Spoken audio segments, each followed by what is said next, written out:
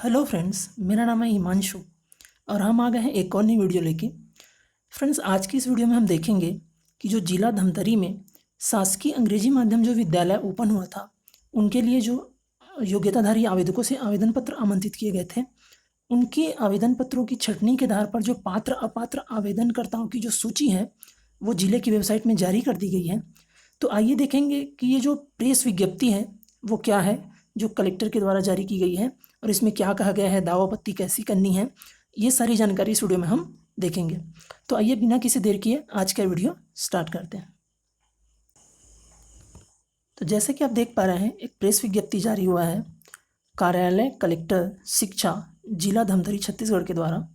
इसमें कहा गया है कि धमतरी जिले के अंतर्गत जो संचालित उत्कृष्ट विद्यालय मेहतरू राम धीवर शासकीय उच्चतर माध्यमिक विद्यालय बठेना अंग्रेजी माध्यम स्कूल के लिए जो संविदा व प्रतिनियुक्ति शिक्षकों की नियुक्ति अस्थायी रूप से करने हेतु जो योग्यताधारी आवेदकों से आवेदन पत्र दिनांक 26/6/2020 तक आमंत्रित किए गए थे तथा उनके माध्यम से आवेदन पत्र जो दिनांक 26/6/2020 तक जो आमंत्रित किया गया था, उनमें प्राप्त आवेदन पत्रों की न्यूनतम योग्यता व प्रमाण पत्रों के परीक्षण या छानबीन के उपरांत जो पात्र अपात्र की जो सूची है वो कार्यालय जिला शिक्षा अधिकारी धमतरी के सूचना पटल पर जिले की वेबसाइट पर उपलब्ध है। इस वेबसाइट पर जो चयन सूची जो है वो जारी कर दी गई है विषयवार, तो आप वहां से जाकर देख पाएंगे और उसे डाउनलोड कर पाएंगे। साथ ही कहा गया है कि सूची का अवलोकन करने के उपरांत दावा आपत्ति के संबंध में कार्यालय जिला शिक्षा अधिकारी धमतरी के ईमेल आईडी, ये जो ईमेल आईडी दिया गया है, उस ईमेल आईडी में आपको, यदि आपको लगता है कि सिलेक्शन लिस्ट में कोई समस्या है या आपका रैंक कम बन गया है किसी कारणवश, तो उस संबंध में जो दावा आपत्ति करना है, उसके लिए आप जो दावा आपत्ति के लिए एक निर्धारित जो फॉर्मेट दिया गया है उसको फिल करके आप इस ईमेल आईडी पर भेजना है। आपको वहाँ जाने की जरूरत नहीं है, आप घर बैठे मेल कर सकते हैं। तो आइए देखते हैं और कौन कौन सी जो महत्वपूर्ण जानकारी दी गई है। फिर कहा गया है कि जो दावा आपत्ति करने का जो अंतिम तिथि है वह 22/7/2020 को शाम 4 बजे तक रखा गया है। इसके बाद कोई भी यदि दावा आपत्ति आता है तो उसको स्वीकार नहीं किया जाएगा। तो फ्रेंड्स, ये थी जानकारी जिसमें हमने देखा कि जो चयन सूची जारी हुई है वो आप कहाँ से देख पाएंगे, वो आप जिले की वेबसाइट में देख पाएंगे, जो कि हमने डिस्क्रिप्शन में इसके लिंक दे रखी है, आप वहाँ जाकर चयन सूची देख पाएंगे।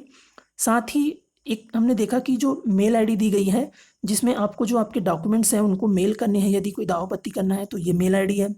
अब आइए देखते हैं कि जो दावा आपत्ति का जो प्रारूप है वो कैसा है। तो ये एक प्रारूप है दावा आपत्ति के लिए।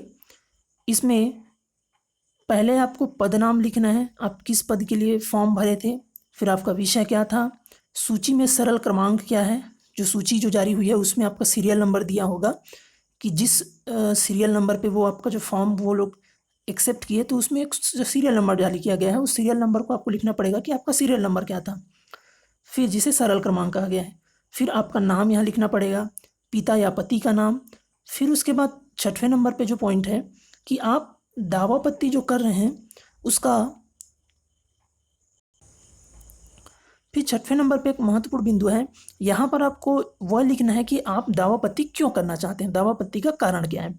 तो आप यहाँ पर स्पष्ट रूप से कारण को लिखिए कि आप क्यों दावा आपत्ति करना चाहते हैं।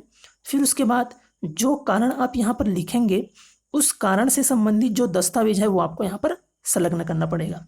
आप जिस भी कारण से दावा आपत्ति करते हैं तो उस दावा आपत्ति के संबंध में जो भी आप दावा आपत्ति करते हैं उसके बाद जो दस्तावेज है उसे संलग्न करना पड़ेगा। मान के चलिए यदि आपने फाइनल ईयर का सर्टिफिकेट लगाना भूल गए थे, इस कारण से आपका लिस्ट में नाम पीछे हो गया, या आपके पास पहले से तो एक्सपीरियंस सर्टिफिकेट था लेकिन भूलवश आप नहीं लगा पाए, तो जिस डेट को आपने एप्लीकेशन फॉर्म अप्लाई किया उसके पहले यदि आपके पास कोई डॉक्यूमेंट या सर्टिफिकेट था जो आप किसी कारण से नहीं लगा पाए, तो आप दावा आपत्ति का कारण लिख सकते हैं कि मैंने ये नहीं लगा पाया था, और उसके बाद आपको वो जो सर्टिफिकेट है वो यहाँ पर संलग्न करना पड़ेगा, और साथ ही यहाँ पे लिखना पड़ेगा कि वो डॉक्यूमेंट या सर्टिफिकेट का नाम क्या है जो आप संलग्न कर रहे हैं। फिर उसके बाद यहाँ पे दिनांक आपको जरूर लिखना है और आपका हस्ताक्षर अवश्य करें।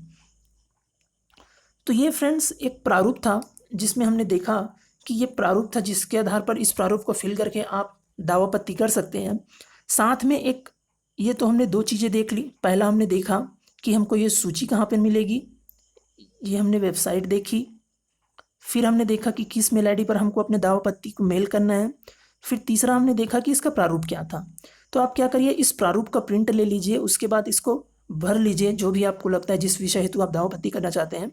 उसके बाद इसको स्कैन करके या PDF बना के ऊपर में जो दिए गए मेल ID है उस पर आप मेल कर सकते हैं। अब आइए देखते हैं कि जो सूची जारी की गई है वो कैसी है। तो यहाँ पर आइए देखते हैं कि सूची जारी की गई है वो कैसी है। तो यहाँ पर आप देख पा रहे होंगे कि अंग्रेजी माध्यम उत्कृष्ट विद्यालय मेहतरू राम धीवर शासकीय उच्चतर माध्यमिक विद्यालय बठेना धमतरी के लिए जो आवेदन फॉर्म है, तो ये व्याख्याता हिंदी की एक पात्र सूची है, जो केवल हमने आपको दिखाने के लिए ये दिखा रहे हैं कि कौन कौन से इनमें जो कॉलम्स बने हैं उनमें क्या क्या को इंगित किया गया है, किस हिसाब से आपको मार्किंग दी गई है। तो जैसे कि आप देख पा रहे हैं, ये जो सरल क्रमांक था, जैसे कि हमने देखा कि जो दावापत्ती का जो एक प्रारूप था उसमें लिखा था कि आवेदनकर्ता अपना सरल क्रमांक लिखे। तो आप क्या करिए, आपका जो नाम है उसके सामने ये जो सरल क्रमांक लिखा है उसको जरूर लिखिएगा जब आप दावापत्ती करना चाहते हैं। फिर यहाँ पर देखिए कि जो यहाँ पर लिखा है कि अध्ययन का कौन कौन से प्रमुख बिंदु यहाँ पर दर्शाए गए इस चयन सूची में, ये देख लेते हैं। पहले तो सीरियल नंबर है, फिर आवक जावक पंजी में जो सरल क्रमांक है, आपके आवेदन पत्र का जो क्रमांक है वो है। यही क्रमांक आपको आपके, एक बार फिर मैं बताना चाहूँगा कि जब आप दावापत्ती करेंगे तो उसमें जो सरल क्रमांक लिखा है तो आप इस वाले नंबर को, जैसे for example Anil Kumar sir हैं, तो यदि इनको करना हुआ तो जो सरल क्रमांक लिखेंगे वो 110110 लिखेंगे। तो यही उनका सरल क्रमांक है। ये जो इसके पहले जो क्रमांक 1 है वो नहीं लिखेंगे, तो यही सरल क्रमांक को आप लिखेंगे कि ये मेरा सरल क्रमांक है।